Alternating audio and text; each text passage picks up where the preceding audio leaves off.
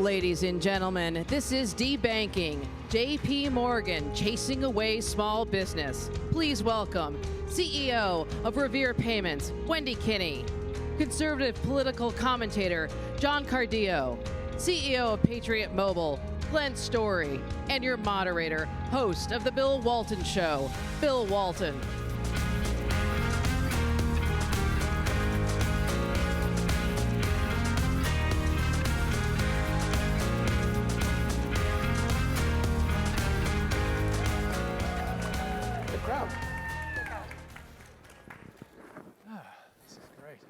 Wait for Bill. We're good.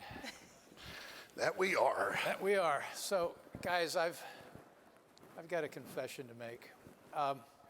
You know, I was a CEO of a New York Stock Exchange, publicly traded financial. But did you know that I went to Davos? Ooh.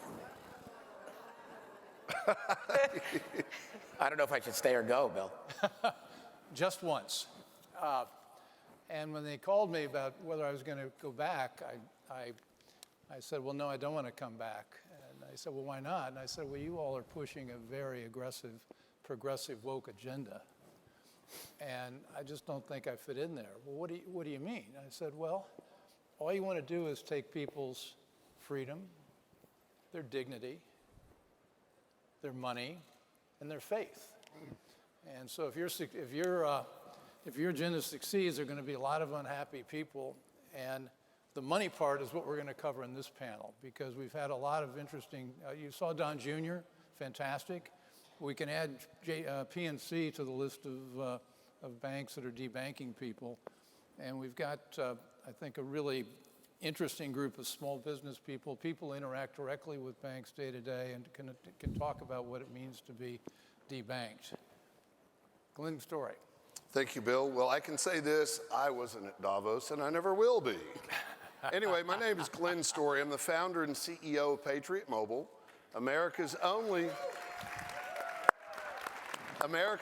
Christian conservative cell phone company. And some may ask, how are you Christian, or how do you label yourself as Christian? It's pretty darn easy. We put God first in everything we do.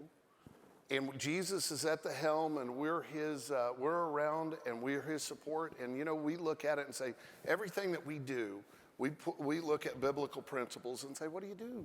What do we do with this? Well, Patriot puts God first, and then we have 4 principles. First Amendment, Second Amendment, right to life, military and first responders. So you look at that, and that's not political in nature. That is just biblical principles. And we look at it and say, okay, Patriot Mobile, we were down at the border last month. We fed 2,500 soldiers, police officers, and fire department. It was amazing. So anyway, that's Patriot Mobile in a nutshell. Well, John, you're now, you've had a great career as a journalist and a radio commentator. You're now in the private equity business, and you've had a lot of experience with your portfolio companies and their problems with their banks. Yeah, so I've been obviously was in media. A lot of you guys know me from there. I'm a very timid Twitter personality. I'm never controversial, but been a partner at a private equity fund. Most people don't know that for the last few years. And the fund had been around about 20 some odd years. We decided to get into the defense sector, ammunition, firearms, and we were debanked. Every account we had at a certain bank was debanked because of one wire for ammunition. And when we spoke to the bank, and we were importing some ammo, I said to them, well, this is kind of ridiculous, because before I can import a round of ammunition, a few cents, right, 20-something cents, I've got to get approvals from the ATF, then I've got to wait and get an international import certificate with another 6 federal agency approvals, right? We're vetted from here till the end of time, but some green-haired, woke, diversity, ESG, DEI board member can arbitrarily decide that they don't like our business and force the C-suite to end our banking relationships. Now, the banking relationships that allow us to keep in place are audited. So instead of getting a wire transfer out like a normal company or person in 5-10 minutes, ours sometimes now take 3 days in or out if they're related to our firearms defense business. It's absolutely ridiculous. It's the biggest problem facing the American economy that few people are talking about, because forget us as a fund. We have the ability to deploy solutions. We went out and we were able to buy a piece of a state-chartered bank. The gun shop down the road can't do that. But I'll tell you how ridiculous it's getting. A cardboard box company reached out to me. They make cardboard boxes. They were debanked because they make boxes for ammo companies and for DEF, diesel exhaust fluid companies, because they're in the firearms and fossil fuel space, and their ESG footprint was too large for these banks. Now, I had a great conversation, we'll get into it later on, with Senator Mike Lee, Chip Roy, Thomas Massey, a couple of great conservative congressmen last week as to what can be done. And there are solutions. There are things we can do, and we can be very punitive to these banks and these board members, but we really have to get proactive about it because it's not going to end with us.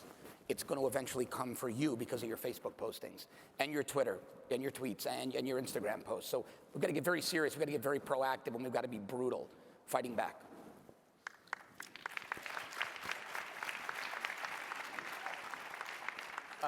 Wendy Kinney. Yes, well, I think eventually is here. So eventually isn't far off. I think there's story after story of people being debanked.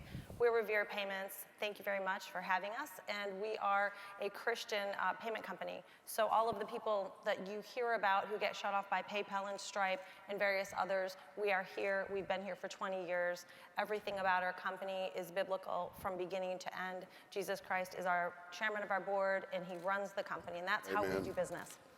So with that said, ESG is a big deal. This is the path we seem to be venturing down. I have a friend who has basically a data company. They're a computer data service company, and their bank declined them because they will use too much electricity. Yeah. Because that will impact their ESG footprint. So everything is about ESG right now, environmental social governance, for those who don't know, and the banks are looking at their scores. So now if you do something they don't like, then they don't want to have anything to do with you, because if their score is low, then the bank's not interested, just like the cardboard. Well, all these things interrelate. I mean, the World Bank, David Malpass, who's a great guy, was just forced out as chairman of the World Bank because he wasn't focused enough on climate change. And they're bringing in the CEO, longtime CEO of MasterCard, who is a climate fanatic. He thinks the whole earth is coming apart because of it.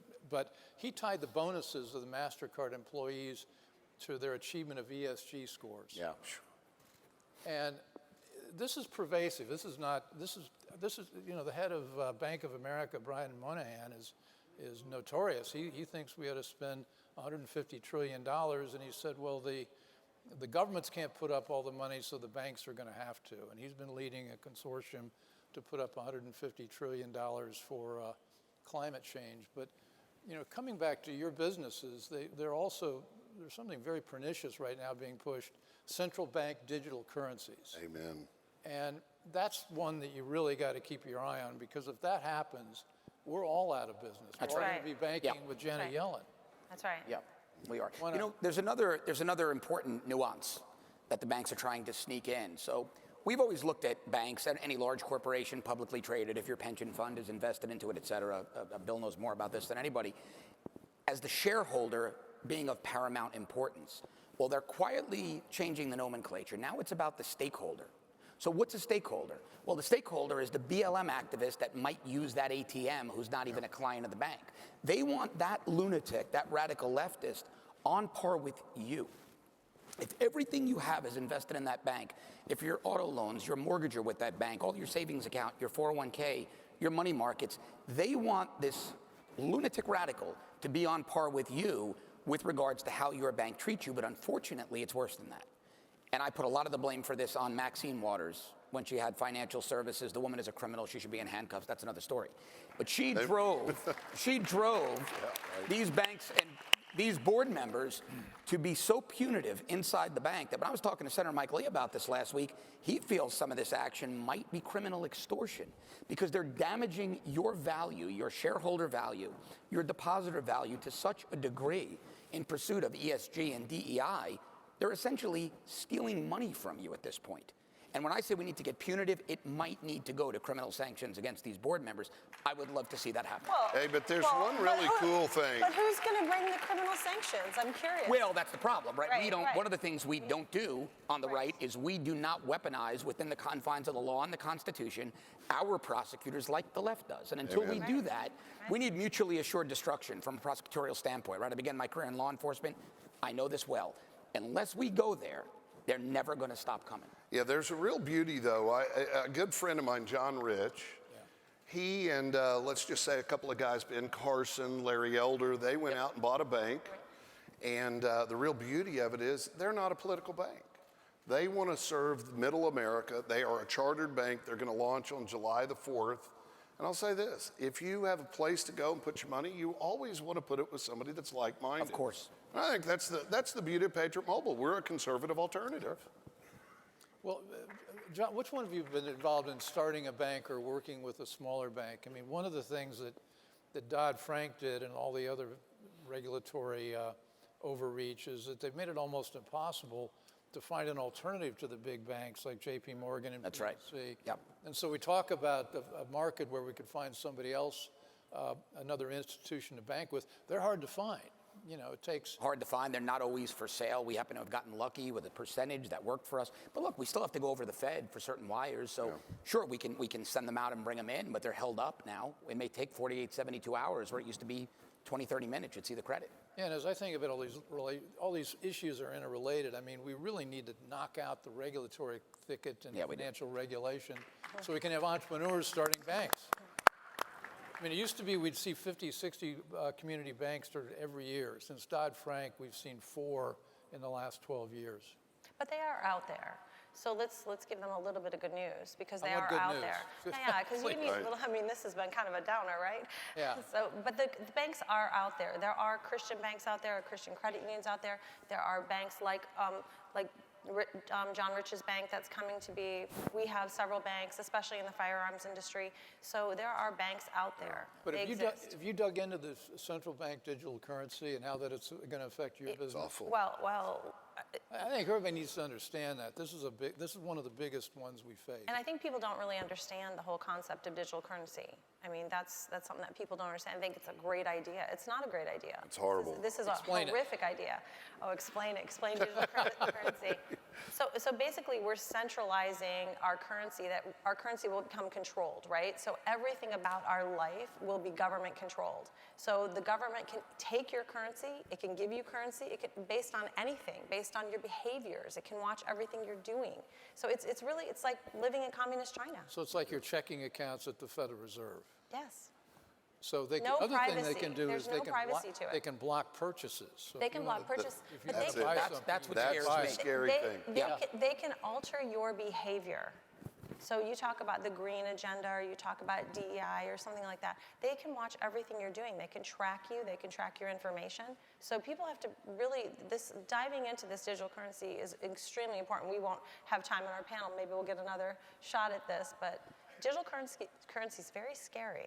Yeah, it is. I think it's the scariest thing we're faced with Other right than now. I mean, AI. the borders are scary, there's no question. But let's just say you have $100 in the bank and it's digital. Well, let's say you like cheeseburgers. All of a sudden you have too many of them. Well, we don't think you need a cheeseburger. That's right. We don't think you need that's this. Now, I'm the being problem. silly, No, but hey, this is real. It is a scary imagine Mike thought. Bloomberg in charge. I mean, Oh my goodness. Right. So Yeah, but it goes beyond that, right? I have a diesel pickup, right? What if they decide with a digital currency, nope, you've driven enough. Your carbon footprint is too large, and when I go to the gas pump, That's right. I'm declined because I've driven too many miles that year, right. and they deem I don't need to go any further. I mean, this can get very chilling and very dystopian very quickly, and we're already down that slope, and it's right. rolling downhill fast. Yeah. it's terrifying. so you all are. What's our line of action if you're a small business, medium-sized, or a person? How do you organize your banking business so you don't get canceled? Well, I think you start to go to banks that are friendly to us, and they exist. So I don't want you to think for a minute that you're locked into the big banks, because you're not.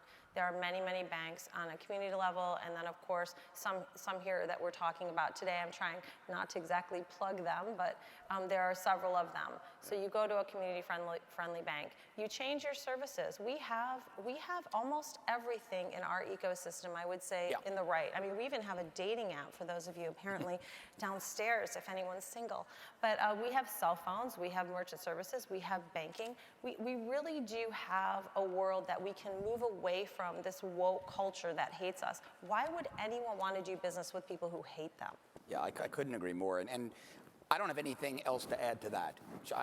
We're of like mind. What I will say is I've been pressuring the members of Congress I know, and they've been very receptive. Like I said, I spoke to Senator Lee and Representatives Roy and Massey. Tell your Congress people and your senators on the federal level, it's not enough to subpoena the C-suite of the bank, the CEO, the CFO. They'll come lawyered up. You got to get the board. You got to get the board into public hearings, nationally televised, and you got to request the board meeting minutes or subpoena them and read publicly who is saying what and who those board members are driving these bad policies that are tanking your value and discriminating against conservatives. Bring these people out into the light, because they have far too much power in the darkness. That's a tangible solution we can deploy today that'll start making a difference. Yeah, I was just going to say, no question. You hit the nail on the point, you hit the nail on the head. With respect to what you said, Wendy, it is all about partnering with like-minded folks. Absolutely. I never say anything bad about anybody. Let them do what they want, but I know that I can call my banking officer, which I did today, and I said, what do you think about this? She goes, look, the banking industry in general, since the history of the country, has been conservative in nature. It's only until very recently that they've been leaning to the left, and I can't tell you why. I have a pretty good idea, but you get these HR departments that are very liberal in nature, and they're trying to clamp down on all this Black Lives Matter stuff. But at the end of the day, banking is freedom. Deposits, loans, that's where you bring the guys with money that need money and you put it together. That's kind of disappeared. I started out my career as a banker. Those are the good old days. And, right? But your point about singling out board members, I think that's essential. Saul Alinsky had the strategy of taking issues. My mic doesn't seem to be, can you hear it? How's this? Yes! All right, well. I got to do more practicing to do this stuff. Anyway, Matt Schlapp, we wrote a letter to Walmart when Walmart snuck a change in their health care policy through, basically allowing unlimited abortion anytime, anywhere, in any trimester, quadmester, whatever you wanted. It was egregious. And we had this letter teed up, and we said, well, wait a second. Let's not address it to Walmart, the corporation. Let's address it to the individual board members. And having come from that world, these individual board members do not want to be singled out. They don't want their name in the paper. They don't want to be associated with this. So people hide behind the corporate veil, and we got to pierce the veil to point out who are the individuals who are doing it. We need to shame them. Yeah. Sunlight is the best disinfectant. Yeah. Shame them, shame them, shame them. Yep. Was that loud enough? Okay. Well, we're at 2 minutes. Hey, okay, we're getting our 2-minute warning. Why don't you guys wrap up? I'll wrap up very quickly. I want to just say thank you to Matt and Mercedes. You guys are champions, you're warriors, and you guys are always out front leading the charge. So thank you very much. And you know that we're praying for you guys, for CPAC, and all the conservatives in general. Yeah, I'm going to second that, because I had lunch with Matt and Mercy not long ago, and I brought this issue up, and 15 minutes later, I was up at the CPAC offices, and we had this panel in the works. And thanks, guys. You were incredibly proactive on this. It's such an important issue. And thanks for all of you for being here. It's a great turnout. I really appreciate it. And I'm going to third that, because Matt and Mercedes Schlapp and the entire board of CPAC are incredibly brave. What they do and what they stand for and what they fight for every single day on our behalf. I don't think the average person, even coming to this tremendous and fabulous experience, realizes what they go through and the hits they take personally, they take to their families, they take in their life. They really get punched hard. And I just thank you, Matt. We pray for you, we love you, and we love your bravery. Keep fighting, and we're with you. All right, those are final words. Thank you. Under the clock. Great, thanks, guys. Thanks for Phil. listening. Thank you Thanks, so guys. much. Thank you.